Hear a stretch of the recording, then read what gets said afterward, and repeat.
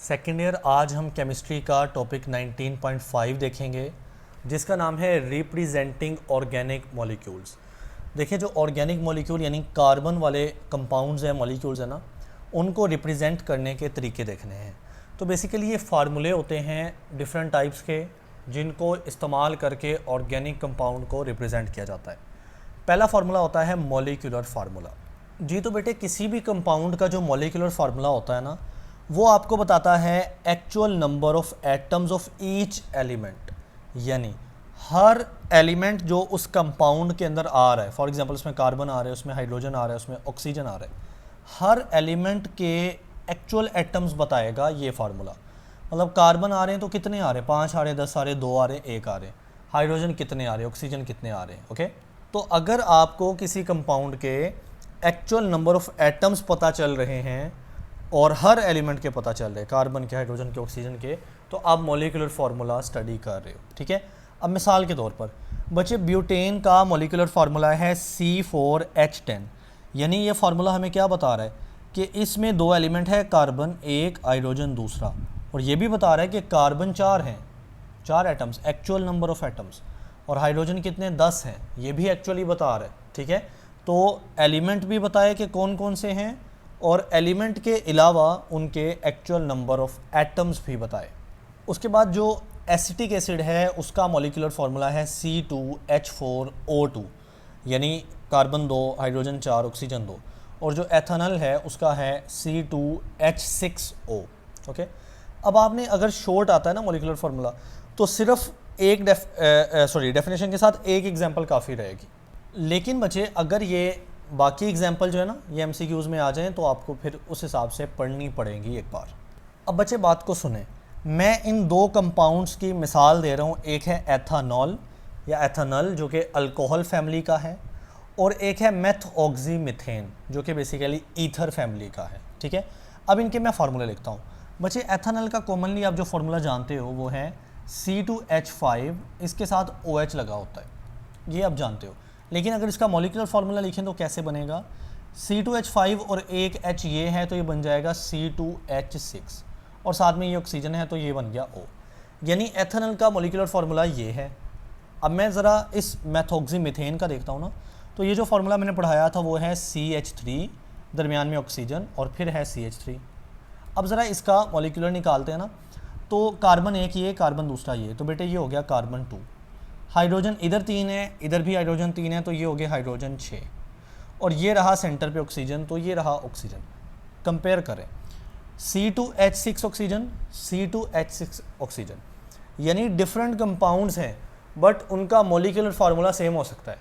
क्यों? क्योंकि molecular formula ने आपको ये बताना है कि इस कंपाउंड में ये इतने एलिमेंट्स मौजूद हैं और उनके इतने इतने नंबर हैं। कार्बन 2 हैं, इसमें भी है, हाइड्रोजन 6 इसमें भी है, ऑक्सीजन 1 है, इसमें भी है, लेकिन उनकी अरेंजमेंट, उनकी तरतीब, उनके दरमियान बॉन्डिंग कुछ नहीं बतानी। तो इसलिए मॉलिक्यूलर फार्मूला 2 अलग अलग चीज़ों का सेम हो सकता है। तो ये बात लिखिए कि जो एथेनॉल है, जो मेथॉक्सीमीथेन है, represented by the same molecular formula that is C2H6O। जी तो बेटा अब दूसरा तरीका है एम्पिरिकल फार्मूला रिप्रेजेंट करने का तरीका कंपाउंड्स को। तो ये जो फार्मूला होता है ना, ये basically smallest whole number ratio होता है एटम्स की। ठीक है, in a molecule of that compound, एक ही बात है, इज कॉल्ड एम्पिरिकल फार्मूला। यानी एम्पिरिकल फार्मूला आपको क्या बताएगा कि एक कंपाउंड के अंदर जो एलिमेंट या एटम्स मौजूद हैं उनके दरमियान सबसे छोटी रेशो क्या हो सकती है, स्मॉलेस्ट रेशो। और वो रेशो किस में होनी चाहिए, होल नंबर में होनी चाहिए, यानी कोई पॉइंट वाली वैल्यू नहीं होनी चाहिए। होल नंबर आपको पता है ना, पॉइंट के अलावा होते हैं, डेसिमल नहीं होते। सो एक कंपाउंड में आने वाले जो एटम्स हैं उनके दरमियान सबसे छोटी रेशो क्या हो सकती है, ये आपको बताएगा एम्पिरिकल फार्मूला। चलिए मिसाल से समझते हैं। मैंने आपको बताया जो ब्यूटेन होता है ना, ये रहा, इसका जो फार्मूला होता है ना मॉलिक्यूलर, दैट इज़ C4H10। आइए इसको यहाँ पे लिखते हैं, C4H10। क्या ये स्मॉलेस्ट रेशो है? नहीं, क्योंकि इसको मज़ीद छोटा किया जा सकता है। कैसे? अगर मैं इस पूरे कंपाउंड को 2 पे डिवाइड कर दूँ तो 2 1 ज़ा 2, 2 2 ज़ा 4 हो जाएगा, एंड 2 1 ज़ा 2, 2 5 ज़ा 10 हो जाएगा। तो ये बन जाएगी C2। ठीक है, कार्बन 2 है, हाइड्रोजन 5 है। क्या इससे भी छोटा हो सकता है? नहीं, इससे छोटा पॉइंट में चला जाएगा। लेकिन आपको रेशो चाहिए होल नंबर। तो ये ब्यूटेन का क्या बन गया, एम्पिरिकल फार्मूला। क्या एम्पिरिकल फार्मूला आपको एक्चुअल नंबर ऑफ एटम बताता है? नहीं, एक्चुअल तो नहीं बता रहा। कार्बन 2 होते हैं? नहीं, कार्बन तो 4 होते हैं एक्चुअली। तो वो एक्चुअल नंबर नहीं बताता, वो रेशो बताता है कि कार्बन अगर 2 हैं तो हाइड्रोजन 5 होंगे। ये बस सादा तरीन एक रेशो होती है जो कि आपको एक्चुअल एटम्स के बारे में नहीं बताती। तो यही तो उसकी डेफिनेशन है कि ये आपको बताता है smallest whole number ratio of atoms. ठीक है, अब मिसाल के तौर पर एम्पिरिकल फार्मूला जो है ना ब्यूटेन, जिसका मॉलिक्यूलर फार्मूला लिखा है C4H10, उसका एम्पिरिकल क्या है C2H5। अब जो ऊपर आपने पढ़ा था कि ये जो एसिटिक एसिड होता है इसका मॉलिक्यूलर फार्मूला होता है C2H4O2। तो आप देख सकते हैं कि 2 पे डिवाइड हो रहे हैं तो स्मॉलेस्ट रेशो 2 पर डिवाइड करके आएगी। तो कहता है जो एसिटिक एसिड या जिसका दूसरा नाम एथेनोइक एसिड है ना, जिसका फार्मूला क्या है मॉलिक्यूलर C2H4O2, वो C1 बनेगा। हाइड्रोजन 4 को 2 पे डिवाइड करें, हाइड्रोजन 2 रह जाएंगे। ऑक्सीजन को भी 2 पे डिवाइड किया तो ऑक्सीजन भी 1 बच गया। तो बच्चे एम्पिरिकल फार्मूला जस्ट कोई इतनी खास इन्फॉर्मेशन नहीं देता, ये जस्ट ये बताता है कि उस एटम्स के दरमियान एक सादा तरीन रेशो क्या बनती है। जी तो बेटे अब तीसरा फार्मूला है स्ट्रक्चरल फार्मूला। नाम से जाहिर है कि ये फार्मूला आपको स्ट्रक्चर के लिहाज से एक्सप्लेन करता है। कहता है structure formula not only shows the number of each kind of atom, यानी ये फार्मूला इसलिए ज़्यादा इंपॉर्टेंट है कि ये आपको हर एटम और उसका नंबर भी बताता है कि कार्बन 5 है तो वो बता रहा है, लेकिन साथ में but also the sequence in which atoms are joined together. लेकिन ये फार्मूला आपको वो सीक्वेंस, वो स्ट्रक्चर भी बताता है कि एटम किस तरह से जुड़े हैं। तो स्ट्रक्चर फार्मूला में आपको वो मॉलिक्यूलर फार्मूले वाला भी जो है ना बात मिलती है कि कार्बन या हाइड्रोजन या ऑक्सीजन कौन कौन एलिमेंट मौजूद है और कितने कितने मौजूद हैं। प्लस एडिशनल पॉइंट ये है कि उनकी स्ट्रक्चर, उनका सीक्वेंस क्या है। अब यहाँ पर हमारे पास 2 तरीके हैं इन स्ट्रक्चर फार्मूला को लिखने के। तो पहला तरीका है डिस्प्लेड फार्मूला या जिसको ग्राफिकल फार्मूला कहते हैं। ये मिसालें दी गई हैं ना, इसमें क्या करते हो, the formula which shows all the bonds present between atoms including the type of bond as well as the position of the functional group in the molecule. तो ये जो डिस्प्लेड फार्मूला है ये समझ लें सब कुछ डिस्प्ले कर देता है। क्या? तमाम बॉन्ड्स एक लाइन की मदद से, बॉन्ड की जो इलामत होती है उसकी मदद से हम जाहिर करेंगे। इसके अलावा उनकी पोजीशंस बताएंगे फंक्शनल ग्रुप की ना, कि फंक्शनल ग्रुप कहाँ पे जुड़ा होगा। तो इस तरह डिटेल्ड फार्मूला बन जाता है जिसको हम ग्राफिकल फार्मूला या डिस्प्लेड फार्मूला कहते हैं। अब जो ऊपर ये ब्यूटेन की मिसाल है ना, ऊपर ब्यूटेन का पढ़ा ना मॉलिक्यूलर फार्मूला C4H10 होता है उसका फार्मूला, यानी कार्बन 4 है, हाइड्रोजन 10 है। सॉरी ये H10 लिखना है, मैंने 0 लिख दिया। Now please focus. कार्बन 4 हमें बताया जा रहा है कि कैसे जुड़े होते हैं, एक स्ट्रेट लाइन के अंदर। हाइड्रोजन उनके रिस्पेक्टिवली जुड़े होते हैं। पहले कार्बन की ना बॉन्ड्स पूरी करनी होती है अपने। कार्बन की टोटल 4 वैलेंसी या 4 बॉन्ड्स बनाने की कैपेसिटी होती है ना। तो कार्बन ने ये एक बॉन्ड दूसरे कार्बन से बना लिया, पीछे बचे 3 बॉन्ड्स, वो 3 हाइड्रोजन के साथ बनाएगा। एक बॉन्ड ये, दूसरा ये, तीसरा ये। तो यूँ कार्बन ने अपने चारों साइड्स कंप्लीट कर ली। इस कार्बन को देखें ना, दरमियान वाले कार्बन को, यानी मैं इसकी बात कर रहा हूँ।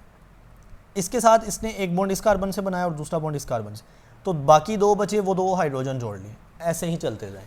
तो कहने का मकसद है कि ये है डिस्प्लेड फार्मूला, जो कि बेसिकली हर बॉन्ड को रिप्रेजेंट करेगा, उनकी पोजीशन को रिप्रेजेंट करेगा। ओके, अब ये जो एथेनॉल है, एथेनॉल का फार्मूला आपने देखा ना ऊपर। अगर आप उनका मॉलिक्यूलर फार्मूला देखें तो वो था C2H6 और O, यानी 2 कार्बन होने, 6 हाइड्रोजन होने और साथ में एक ऑक्सीजन। क्या मॉलिक्यूलर फार्मूला आपको फंक्शनल ग्रुप के बारे में बताता है? नो, यहाँ पर नहीं बताया जा रहा कि कार्बन, हाइड्रोजन, ऑक्सीजन में कौन सा फंक्शनल ग्रुप है। लेकिन ये जो डिस्प्लेड या स्ट्रक्चर फार्मूला है ये आपको फंक्शनल ग्रुप के बारे में बताता है। तो उसने सबसे पहले OH लिखा है और हमने लास्ट लेक्चर में देखा था कि ये अल्कोहल का फंक्शनल ग्रुप होता है, तो इसलिए तो एथेनॉल है, अल्कोहल है ना। उसके बाद 2 कार्बन होते हैं इसमें, तो ये देखें 2 कार्बन एक लाइन के अंदर, एक चेन के अंदर। हाइड्रोजन 6 होते हैं, उनमें से एक हाइड्रोजन फंक्शनल ग्रुप का बेसिकली होता है, 5 सेपरेट होते हैं, 2, 3, 4, 5। और अगर आप किसी भी कार्बन को पकड़ के उसके 4 बॉन्ड पूरे करेंगे तो आप इसको परफेक्ट पाएंगे। कैसे? इस कार्बन को देख लिया जाए तो एक बॉन्ड हाइड्रोजन के साथ, एक इसके साथ, 2, 3 और चौथा इस कार्बन, 4 बॉन्ड पूरे। तो ये बना एथानल। ठीक है, तो समझ आई कि फंक्शनल ग्रुप के बारे में बताता है। इस तरह एथानोइक एसिड का भी देख लेंगे ना, तो यहाँ पर हमारे पास COOH, ये हमारे पास होता है फंक्शनल ग्रुप। बेसिकली जो एथानोइक एसिड होता है ना, उसमें देखें ना एसिड ग्रुप जो है उसमें COOH आना है, और साथ में एक और CH3 लग जाए तो ये बनता है एथानोइक एसिड। अब उसकी स्ट्रक्चर कैसे बताई गई है, COOH, तो ये देखें ये C, एक ऑक्सीजन ये और एक H। ठीक है, उसके बाद CH3 साथ जुड़ना है तो साथ जुड़ा है C और साथ में H और H यानी H3। तो ये बेटे बना एथानोइक एसिड। तो आप देख सकते हैं कि ये फंक्शनल ग्रुप के बारे में भी, उसकी पोजीशन के बारे में भी बताया गया है। तो ये होता है स्ट्रक्चर फार्मूले की पहली type, which is the displayed formula या ग्राफिकल फार्मूला। जी, तो अब दूसरी टाइप देखें, कंडेंस्ड फार्मूला या जिसको लीनियर फार्मूला कहते हैं। लीनियर जो एक लाइन में मोस्टली आ जाता है। सो कहता है displayed formula uses a lot of space. आप देख सकते हो एक नॉर्मल साइज़ का, यानी इतना बड़ा कंपाउंड नहीं है, उसके लिए कितनी ज़्यादा स्पेस लगती है ना। So it is often condensed in one line या to one line structure called the condensed या लीनियर फार्मूला। यानी हम ना ग्रुप को कंडेंस कर देते हैं। जैसे कि सबसे पहले ये C और H यहाँ पर कितने जुड़े हैं, 3, तो ये एक कंडेंस करके बनेगा, फिर अगला कंडेंस करके अगला, ऐसे करके ना आपने उसको एक लाइन में ले आना है। तो इसलिए लीनियर फार्मूला यानी वन लाइन में आने वाला फार्मूला या कंडेंस किया हुआ फार्मूला। जी, तो बेटे अब आगे एक इम्पॉर्टेंट चीज़ है जो आपको लाजमी कंसिडर करनी चाहिए। कहता है in this kind of formula single covalent bond are omitted. Omitted मतलब निकालना या निगलेक्ट करना। तो सिर्फ सिंगल बॉन्ड निगलेक्ट करते हो, जैसा कि ये जो मैंने मिसाल दी, इसमें सारी बॉन्ड्स क्या हैं, सिंगल बॉन्ड। तो आप इन सारी बॉन्ड्स को निगलेक्ट कर सकते हो, जैसा कि ब्यूटेन के अंदर आपको कोई एक बॉन्ड भी नज़र नहीं आ रही। ठीक, लेकिन अगर कार्बन कार्बन के दरमियान डबल बॉन्ड हुआ तो आप उसको नहीं छोड़ सकते। हाउएवर, लेकिन अगर कोई ब्रांचेज हुई, ब्रांचेज मतलब स्ट्रेट चेन के साथ जाके कोई नया ग्रुप जुड़ा है, जैसा कि लास्ट लेक्चर अगर आपने लिया है तो उसमें मिथाइल ग्रुप बार बार जुड़ता था, वो ब्रांच था, या फिर कोई फंक्शनल ग्रुप है, या डबल या ट्रिपल बॉन्ड्स हैं, या एंड सेपरेटिंग मिथाइलिन ग्रुप, यानी ये जो मिथाइलिन के ग्रुप है अगर अलग हुए। ठीक है, मिथाइलिन का ग्रुप भला क्या होता है, CH2 को बोलते हैं मिथाइलिन का ग्रुप, और CH3 को बोलते हैं मिथाइल ग्रुप, फ़र्क रखना। तो मिथाइलिन ग्रुप भी आपने क्या करना है, in the middle of molecule उसको इग्नोर नहीं करना। सो आप देख रहे हो यहाँ पे CH2 का ग्रुप लगा था, हमने इग्नोर नहीं किया, यानी मिथाइलिन भी इग्नोर नहीं किया जा सकता।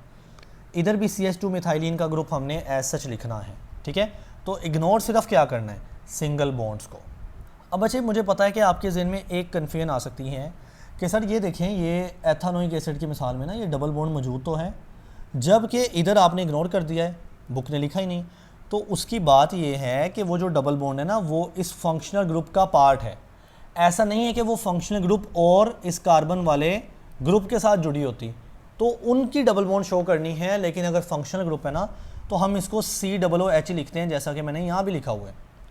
ठीक है, तो हम नॉर्मली कंडेंस फार्मूला लिख रहे होते हैं, और डबल बॉन्ड कौन सी इग्नोर नहीं की जा सकती, जो दो डिफरेंट के दरमियान है।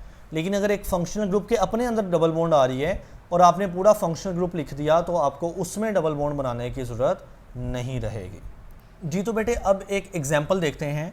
हमने ब्यूटेन का ये वाला कौन सा फार्मूला था, ग्राफिकल या डिस्प्लेड फार्मूला, इसी को अब कंडेंस करके या लीनियर शक्ल में लिखना है। So please focus. सबसे पहले ये CH एक, H दूसरा हाइड्रोजन, तीसरा हाइड्रोजन, तो ये बन गया CH3। ठीक, उसके बाद सिंगल बॉन्ड था ना इनके दरमियान, ये single bond can be ignored, लेकिन जैसे यहाँ पे मैंने लिखा है, लिख भी सकते हो, इग्नोर भी कर सकते हो। ठीक है, उसके बाद यहाँ पर C, ये कार्बन है C, और नीचे हाइड्रोजन, ऊपर हाइड्रोजन, ये CH2 बन गया। देन अगेन CH2 बन गया, तो CH2 दो आ रहे हैं, तो यहाँ पर 2 लिख दिया।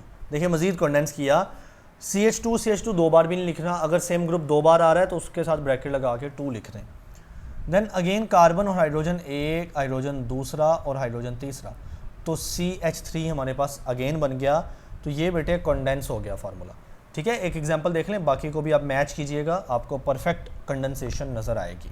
जी, तो बच्चे उसके बाद है स्केलेटल फार्मूला या बॉन्ड लाइन फार्मूला। बात को समझते हैं। कहता skeletal formula is simplified version of the displayed formula, यानी ये जो डिस्प्ले फार्मूला है ना, जिसमें आप तमाम बॉन्ड्स को मेंशन करते हो, लेकिन स्केलेटल उसका एक सिंप्लीफाई यानी सादा शक्ल है। तमाम बॉन्ड्स को मेंशन नहीं करेंगे, अगर तमाम को मेंशन कर देंगे तो वो सादा तो नहीं रहेगा, वो उतने ही ज़्यादा स्पेस घेरेगा ना। Which can be use to represent more complex organic compounds या मॉलिक्यूल्स। तो इसका इस्तेमाल क्या होता है, जो बहुत बड़े बड़े ऑर्गेनिक मॉलिक्यूल्स है ना, उसको आप डिस्प्ले फार्मूले से नहीं रिप्रेजेंट कर सकते, क्योंकि बहुत बड़ा मॉलिक्यूल बहुत ज़्यादा जगह घेरता है। सो आप वहाँ पर सिंपल फार्मूला यूज़ करेंगे, that is the skeletal formula. जी, तो अब इस फार्मूले में करना क्या होता है, in skeletal formula all the symbols of carbon and hydrogen atoms as well as the carbon to hydrogen bonds are remove. Yes, इतना सिंपल कि ना आपको एक भी कार्बन लिखना है ना एक भी हाइड्रोजन लिखना है, यानी सारे सिंबल रिमूव करने हैं, प्लस कार्बन हाइड्रोजन के दरमियान सारे बॉन्ड्स भी रिमूव कर देने। देख रहे हो कितना सिंपल हो जाएगा, लेकिन समझना उसको उतना भी आसान नहीं है। तो पहले ये बात याद रख लें, कार्बन हाइड्रोजन के सारे सिंबल आपने कोई नहीं लिखने। जैसे ये फार्मूला लिखा हुआ है, ऐसे लग रहा है जैसे जस्ट लाइन बनाई हो, लेकिन इसका प्रॉपर मतलब है मैं समझाऊंगा। तो ना कोई कार्बन हाइड्रोजन सिंबल लिखा जाएगा, ना उनकी कोई बॉन्ड को मेंशन किया जाएगा। जी, तो आपने फिर इसमें मेंशन क्या करना है, आपने बेटे बॉन्ड्स मेंशन करनी है between carbon atom, carbon to carbon bond mention करनी है। जैसे ब्यूटेन के मिसाल में ये ब्यूटेन का क्या है, ये कंडेंस फार्मूला है। इसके अंदर बेटे ये जो कार्बन और कार्बन है इनके दरमियान एक बॉन्ड है, बस ये बॉन्ड मेंशन करनी। कार्बन का सिंबल मेंशन किए बगैर, कार्बन के सिंबल को तो मेंशन ही नहीं करना, जस्ट कार्बन की बॉन्ड्स मेंशन करनी है, shown by the single line, एक सीधी लाइन बना देनी है, विच मीट एट एन एंगल, और वो बॉन्ड्स आपस में किसी एंगल पे होनी चाहिए। यानी ऐसा नहीं है कि आप एक बॉन्ड बनाओ और अगली बॉन्ड वैसे ही बना दो सीधी, तो फ़र्क करना बड़ा मुश्किल हो जाएगा कि ये एक लाइन है या दो लाइन, ठीक है। तो इसलिए हमें क्या करना पड़ेगा, हमें एक एंगल के ऊपर उन बॉन्ड्स को मेंशन करना पड़ेगा। अब मज़ीद आगे सुने, each carbon is assume to form enough carbon hydrogen bonds. हम ये सिर्फ एज्यूम करेंगे जो कार्बन है ना, वो हाइड्रोजन बॉन्ड अपने साथ पूरे किया हुआ है, यानी कार्बन के 4 हाइड्रोजन होते हैं ना, एज्यूम किया जाएगा कि वो पूरे 4 हाइड्रोजन मौजूद हैं, to make a total of 4 bond, और ये माना जाएगा कि कार्बन टोटल 4 बॉन्ड्स बना चुका है। Double and triple bonds as well as the functional groups are shown in the skeletal formula. तो अगर कोई फंक्शनल ग्रुप हुआ, जैसे आप देख सकते हो OH is the functional group of alcohol, तो आप वो मेंशन करोगे, या अगर कोई डबल ट्रिपल बॉन्ड हुई, जैसा कि आप देख सकते हो यहाँ पर डबल बॉन्ड है, तो इस फार्मूले में भी मेंशन हुई। बहरहाल डबल ट्रिपल बॉन्ड इसमें मेंशन की जाएगी, फंक्शनल ग्रुप मेंशन किया जाएगा, इसके अलावा कुछ मेंशन नहीं किया जाएगा। जी, तो बेटे सबसे पहले ब्यूटेन है। ब्यूटेन का ये कंडेंस फार्मूला है, इसमें आप देखें तो एक कार्बन, 2 कार्बन, तीसरा कार्बन और चौथा कार्बन। देखिए मैं एक मज़े की बात करता हूँ, इसमें ना हर कोने पर कार्बन कंसीडर करना है आपने। तो मैं लिख नहीं सकता, चलिए आपको समझाने के लिए लिख भी देता हूँ, वैसे लिखते नहीं है कि यहाँ पे एक कार्बन है इस कोने पे, और ये भी एक कोना आया तो कार्बन इधर भी मौजूद है, इस कोने पे भी कार्बन मौजूद है और इस पे भी कार्बन। तो टोटल 4 कार्बन है, 1 कार्बन, 2 कार्बन, 3 कार्बन, 4 कार्बन। तो 4 कार्बन के दरमियान यहाँ पर हमने बॉन्ड्स ड्रा करनी है, क्योंकि ये सीधी लाइन का मतलब है carbon to carbon bond, carbon से कार्बन की बॉन्ड ड्रा करनी है, इसके अलावा कुछ नहीं करना। और एज्यूम करेंगे यहाँ पर कि बेटे ये जो कार्बन है ये अपने टोटल 4 बॉन्ड बनाया हुआ है। जैसे कार्बन एक बॉन्ड ये ऊपर वाले कार्बन के साथ बना हुआ है, पीछे बचे 3 जो कि हाइड्रोजन लेता है ना, तो अंडरस्टूड होगा कि यहाँ पर 3 हाइड्रोजन लगे हुए हैं, ये उसने बात की थी ऊपर कि एज्यूम करना है। बाकी आपने ना कार्बन यहाँ पर पूरे पूरे मेंशन करने हैं, ना डॉट्स बताने हैं, जस्ट ये आपको समझाने के लिए था। जी, तो दूसरी एग्जांपल देखें, एथेनॉल। एथेनॉल का कंडेंस फार्मूला है CH3CH2OH। देखें यहाँ पर बेटा आपको 2 कार्बन नज़र आएंगे, एक कार्बन ये और दूसरा कार्बन ये। तो 2 कार्बन है, लिहाजा इसमें 2 कोने हैं, एक और दूसरा कोना, उनके दरमियान बॉन्ड है, यानी carbon to carbon bond. Assume किया जाएगा कि हाइड्रोजन पूरे हैं, इस कार्बन के भी 3 हाइड्रोजन लेता है ना अपने साथ, तो 3 लगे हुए हैं, दिस इज़ जस्ट अजम्पशन। इस कार्बन के साथ 2 हाइड्रोजन लेता है, तो एज्यूम करना है कि ये लेता है। और जो OH है, this is the functional group. हमने बोला कि फंक्शनल ग्रुप हुआ, डबल ट्रिपल बॉन्ड हुई, तो वो मजबूरन हमें लिखना पड़ेगा लाजमी। ओके, उसके बाद है मेथोक्सी मीथेन, जिसका फार्मूला है CH3OCH3। कार्बन कितने हैं बचे, 2 कार्बन हैं, तो एक कोना ये बना, एक कोना ये बना, दरमियान में ऑक्सीजन है, तो देखें दरमियान में ये वाला ऑक्सीजन है। अब हाइड्रोजन नहीं लिखने, कार्बन का सिंबल नहीं लिखना, एज्यूम करना है कि वो पूरे ही होंगे। जी आखिरी मिसाल देखें, एथानोइक एसिड, जिसमें ये CH3 होता है और ये है COOH, ठीक है, एसिड का। तो चूंकि इसमें डबल बॉन्ड आ रहा है तो उसने वो डबल बॉन्ड लिखा ऑक्सीजन के साथ। कार्बन देखते हैं कितने हैं, एक कार्बन ये, एक कार्बन ये, दो कोने होने हैं। तो बच्चे एक कोना ये है और एक कोना ये है। क्यों? क्योंकि ये जो कार्बन है इसके साथ डबल बॉन्ड ऑक्सीजन है ना, तो फिर ये कोना कार्बन होगा क्योंकि इधर डबल बॉन्ड है और साथ में ऑक्सीजन है। तो ये दो कोने कार्बन है। उसके बाद इसके साथ OH लगा है तो ये बॉन्ड के साथ OH लगा हुआ है। एज्यूम क्या करोगे कि हाइड्रोजन यहाँ पर पूरे हैं।